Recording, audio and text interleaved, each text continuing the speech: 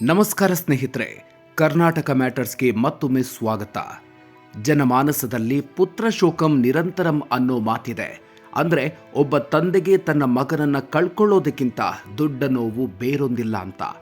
ಇಂಥ ಘೋರ ದುರಂತ ನಡೆದಾಗ ಮನುಷ್ಯ ಕುಗ್ಗಿ ಹೋಗ್ತಾನೆ, ಪ್ರಪಂಚವನ್ನೇ ದ್ವೇಷಿಸಲು ಶುರು ಮಾಡ್ತಾನೆ.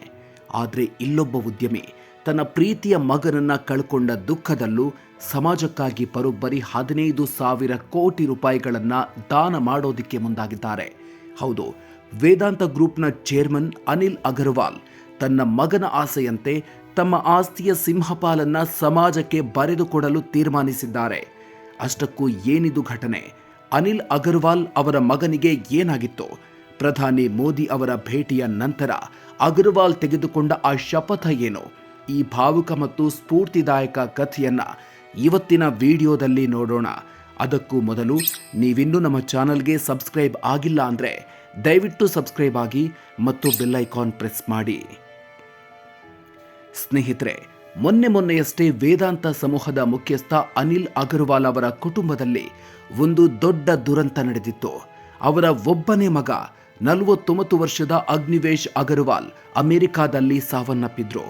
ಅಗ್ನಿವೇಶ್ ಅವರು ಅಮೆರಿಕಾದಲ್ಲಿ ಸ್ಕೀಯಿಂಗ್ ಮಾಡುವಾಗ ಬಿದ್ದು ಗಾಯಗೊಂಡಿದ್ರು. ಆಸ್ಪತ್ರೆಯಲ್ಲಿ ಚಿಕಿತ್ಸೆ ಪಡಿತಾ ಚೇತರಿಸಿಕೊಳ್ತಾ ಇದ್ರು. ಇನ್ನೇನು ಮಗ ಮನೆಗೆ ಬರ್ತಾನೆ ಅನ್ನುವಾಗಲೇ ವಿಧಿಯಾಟವೇ ಬೇರೆಯಾಗಿತ್ತು.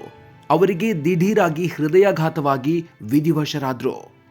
ಒಬ್ಬ ಅಪ್ಪನಾಗಿ ಮಗನಿಗೆ ಅಂತಿಮ ವಿದಾಯ ಹೇಳೋ ನೋವು ಯಾರಿಗೂ ಬಾರದಿರಲಿ, ಇದು ನನ್ನ ಜೀವನದ ಕತ್ತಲ ದಿನ ಅಂತ ಅನಿಲ್ ಅಗರ್ವಾಲ್ ಕಣ್ಣೀರು ಹಾಕಿದ್ರು. ಆದರೆ ಸ್ನೇಹಿತರೆ, ಆ ನೋವಿನಲ್ಲೂ ಅವರು ತೆಗೆದುಕೊಂಡಿರೋ ನಿರ್ಧಾರ ಈಗ ಇಡೀ ದೇಶವೇ ಅವರತ್ತ ತಿರುಗಿ ನೋಡುವಂತೆ ಮಾಡಿದೆ. 15,000 ಕೋಟಿ ದಾನ, ಮಗನ ಆಸೆ ಈಡೇರಿಸಿದ ತಂದೆ. ತಮ್ಮ ಮಗನ ಸಾವಿನ ನಂತರ ಮೊದಲ ಬಾರಿಗೆ ಸಾರ್ವಜನಿಕವಾಗಿ ಕಾಣಿಸಿಕೊಂಡ Anil Agarwal India energy week ಕಾರ್ಯಕ್ರಮದಲ್ಲಿ ಪ್ರಧಾನಿ ನರೇಂದ್ರ ಮೋದಿ ಅವರನ್ನ ಭೇಟಿಯಾದರು. ಈ ವೇಳೆ ಪ್ರಧಾನಿ ಮೋದಿಯವರು ಅಗರ್ವಾಲ್ ಅವರ ಕೈ ಹಿಡಿದು ಸಾಂತ್ವನ ಹೇಳಿದ್ರು. ಧೈರ್ಯವಾಗಿರಿ, ದೇಶಕ್ಕಾಗಿ ನಿಮ್ಮ ಸೇವೆ ಮುಂದುವರಿಸಿ ಅಂತ ಧೈರ್ಯ ತುಂಬಿದ್ರು. ಇದೇ ವೇದಿಕೆಯಲ್ಲಿ ಅನಿಲ್ ಅಗರ್ವಾಲ್ ಒಂದು ದೊಡ್ಡ ಘೋಷಣೆ ಮಾಡಿದ್ರು. ನನ್ನ ಮಗ ಅಗ್ನಿವೇಶ್ ಆಸೆಯಂತೆ ನಾನು ಸಮಾಜ ಸೇವೆಗೆ ಇಳಿತೀನಿ. ಶಿಕ್ಷಣ ಮತ್ತು ಆರೋಗ್ಯ ಕ್ಷೇತ್ರಕ್ಕೆ ಸುಮಾರು 10,000ದಿಂದ 15,000 ಕೋಟಿ ರೂಪಾಯಿಗಳನ್ನು ಮೀಸಲಿಡ್ತೀನಿ ಅಂತ ಪ್ರಧಾನಿ ಮುಂದೆಯೇ ಮಾತು ಕೊಟ್ಟಿದ್ದಾರೆ. ಅಷ್ಟೇ ಅಲ್ಲ, ಅನಿಲ್ ಅಗರ್ವಾಲ್ ಅವರು ತಮ್ಮ ಒಟ್ಟು ಸಂಪತ್ತಿನ 75% ಹಣವನ್ನ ಸಮಾಜಕ್ಕೆ ದಾನ ಮಾಡೋದಾಗಿ ಶಪಥ ಮಾಡಿದ್ದಾರೆ. ಮಾಲೀಕನಲ್ಲ, ಇನ್ಮುಂದೆ ನಾನು ಸೇವಕ. ನನ್ನ ಮಗ ಯಾವಾಗಲೂ ಹೇಳ್ತಿದ್ದ, ಅಪ್ಪ ನಮ್ಮ ದೇಶದಲ್ಲಿ ಎಲ್ಲವೂ ಇದೆ, ಆದರೂ ನಾವ್ಯಾಕೆ ಹಿಂದೆ ಉಳಿದಿದ್ದೀವಿ?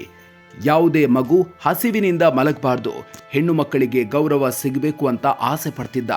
ಅವನಿಗಿದ್ದ ಕನಸನ್ನ ನಾನೀಗ ನನಸು ಮಾಡ್ತೀನಿ ಅಂತ ಅನಿಲ್ ಅಗರ್ವಾಲ್ ಹೇಳಿದ್ದಾರೆ. ಅದಕ್ಕಾಗಿಯೇ ಅನಿಲ್ ಅಗರ್ವಾಲ್ ಅವರು ಇನ್ಮುಂದೆ ನಾನು ಕಂಪನಿಯ ಪ್ರಮೋಟರ್ ಆಗಿರಲ್ಲ, ಬದಲಿಗೆ ಒಬ್ಬ ಟ್ರಸ್ಟಿಯಾಗಿ ಕೆಲಸ ಮಾಡ್ತೀನಿ.